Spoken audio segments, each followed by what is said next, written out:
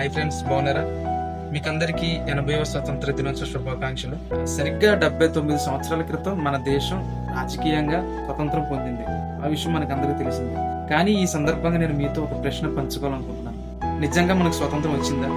ఆ దేశం అభివృద్ధి చెందింది, టెక్నాలజీలో ముందుకు వెళ్ళాం, ఆ ప్రపంచంలో మనకంటూ ఒక గుర్తింపును సంపాదించుకున్నాం. అని ఒక దేశం నిజంగా అభివృద్ధి చెందిందంటే అక్కడి పౌరుడి జీవితం భద్రంగాను, గౌరవంగాను, స్వేచ్ఛగాను ఉందని అర్థమా? మన భవిష్యత్తు కోసం ఒక విద్యార్థి పోరాడాల్సి వస్తే, ఒక రైతు తన సమస్యల కోసం రోడ్డెక్కాల్సి వస్తే, దళితులు, బహుజనులు, ఆదివాసీలు, మైనార్టీలు వాళ్ళ హక్కుల కోసం ప్రశ్నించాల్సి వస్తే, ఒక మహిళ తన భద్రత కోసం భయపడాల్సి వస్తే, మన స్వతంత్రం ఇంకా పూర్తిందని ఎలా చెప్పగలం? కానీ ఇక్కడ ప్రశ్న ప్రభుత్వం మీదే కాదు, మన మీద కూడా ఉంది.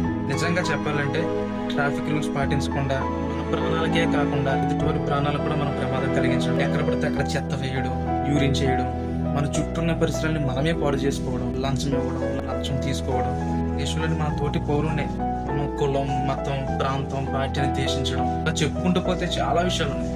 అయినా వ్యవస్థలో మార్పు రావాలని మనం కోరుతాం. కానీ ఆ మార్పులో మన పాత్ర ఏంటనేది కూడా మనం ఒకసారి ఆలోచించాలి. ఎందుకంటే దేశభక్తి అంటే కేవలం జెండాను మాత్రమే గౌరవించడం కాదు, మన పక్కనున్న భారతీయుడిని గౌరవించడం కూడా. కాబట్టి ఈరోజు దేశం నా కోసం ఏం చేసింది అని అడగడంతో పాటు నేను నా దేశం కోసం ఏం చేశాను అని మనల్ని మనం ప్రశ్నించుకోవడం చాలా ముఖ్యం. స్వాతంత్రం మన పూర్వీకులు మనకు సాధించి ఇచ్చిన హక్కు. దానికి నిజమైన అర్థం తీసుకురావడం మన తరం బాధ్యత. అందరికీ స్వాతంత్ర దినోత్సవ శుభాకాంక్షలు. జై భీమ్, జై భారత్, జై హింద్.